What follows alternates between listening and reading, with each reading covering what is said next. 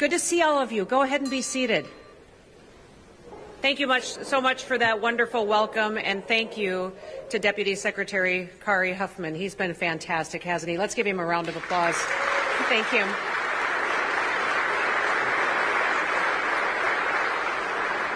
I had the chance to visit with him several times on the phone before I was actually sworn in, and we had candid conversations and visited. And when I got here, he handed me a binder full of papers, and he said, I signed all of this, hope you wanted me to.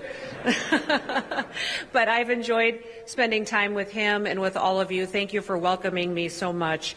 And I am so thrilled to be a part of the family at the United States Department of Homeland Security. Your mission is big and it's vast. And I know that you approach it with the seriousness of which the day and age that we live in requires. So just know that I am committed to fulfilling our mission with you and walking alongside all of you as you do your work every day to make sure that not only do you accomplish your job and do it with excellence, but that you have the assurance that your families will be safe also, and that we leave this country safe for our kids and our grandkids far into the future. Now, as Secretary, that's my responsibility, but it also is my responsibility to do everything that I can to give you the resources that you need to do your job. You need the training, you need the equipment and the resources to make sure you're prepared for every single situation you find yourself in. Now, my background and experience is in business. It's also in serving at the state legislative level. I served in Congress, and I also have served as governor. But that experience tells me that if you want people to perform with excellence, you have to equip and prepare them to do so. And that is my commitment to all of you, that we will walk through every single situation together, and I'll prepare you as much as I can for it, and we'll have the flexibility to make sure that we can always keep the American people first and foremost. I am thrilled that President Trump trusted me with this job. And I'll tell all of you that the reason that he trusted me with this job is because when he talked to me about what my future looked like, I asked him for it. I said, I would like to be the Secretary of Homeland Security, sir, because it's your #1 priority. And I love my job as governor of South Dakota. I love my home and my family. I would not leave them to spend time away unless I was doing something of significance. That's the family I was raised in, that we talked every day about the fact that our work should matter and it should have a purpose, and we should be able to explain why we do what we do, and that it has something that we can show the next generation that really mattered for their future and for this country. So today, I'm hoping all of us will be a beacon of freedom, of light, and of hope, that when people look at us, they don't just see people who are there in a time of crisis or conflict, but we're also people that bring a smile to people's faces and remind them what America is about. You're on the front lines many times, but you're also sometimes the last ones in to help pick up the pieces. And you see people on their very worst days. But that is a presence that you can bring that will bring them comfort and stability in a time when their whole world seems to be shaken. Now, I grew up as a farmer and a rancher. I told this story to a few people the first day that I came into the office, that I grew up with a dad who was a cowboy. And he was much like you would picture John Wayne was in his Westerns. He lived hard and fast, and when he sent us off to school, we obviously lived in the country. We had to drive. He said, drive fast and take chances. So there's not a lot of people that have dads like that. But he also told us every day to get out of bed because more people die in bed than anywhere else. And so we knew that when we got up, we got to work, and we worked together as a family.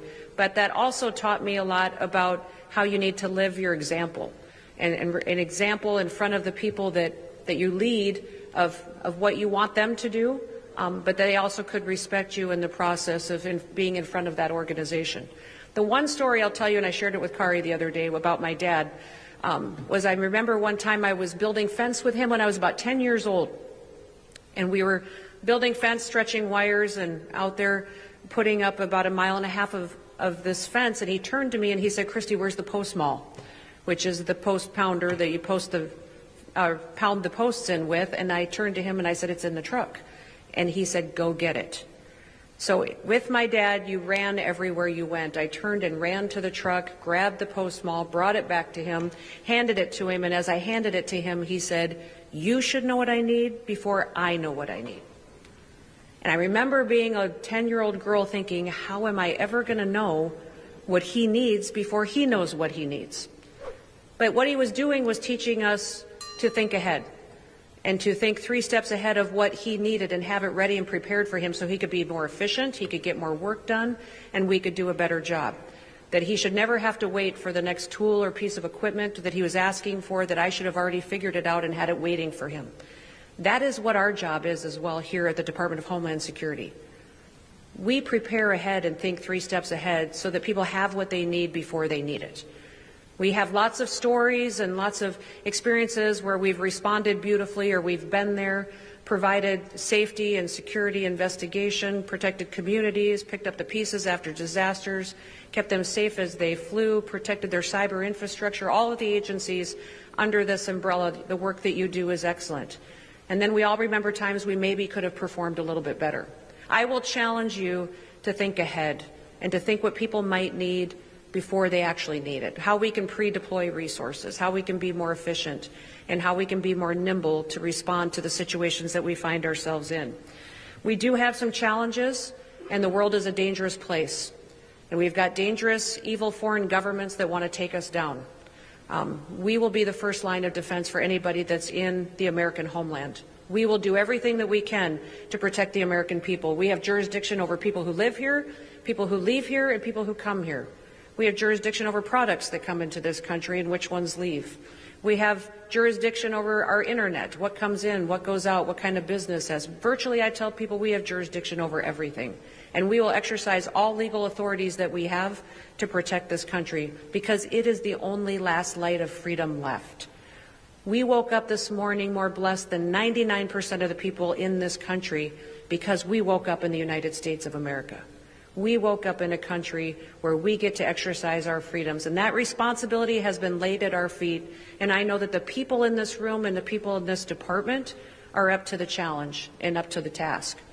I will walk alongside you, support you, lead when we need it, but all the time be there to hopefully inspire you to know the kind of work that you do and how important it is for this day and age.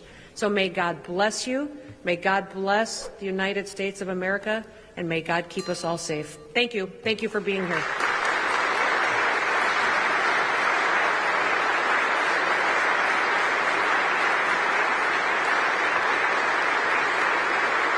Okay. So this is going to be a little different. If you all want to sit for a second, do you have any questions or comments for me? I don't know if they warned you that I would open it up to this or not, but for me, this is my favorite part of doing events, is when I get to hear from you, and there's got to be some of you that have maybe been a little bit familiar with me, saw something on TV or social media, and I thought, I wonder if she really, and you thought, if I could just ask that governor or that secretary one question, what would it be? So is there any before I leave you today to come visit with you? All right, I gave you a chance. All right, I'll come down and visit with you and spend some time. Does that sound all right? Have a wonderful day. Thank you.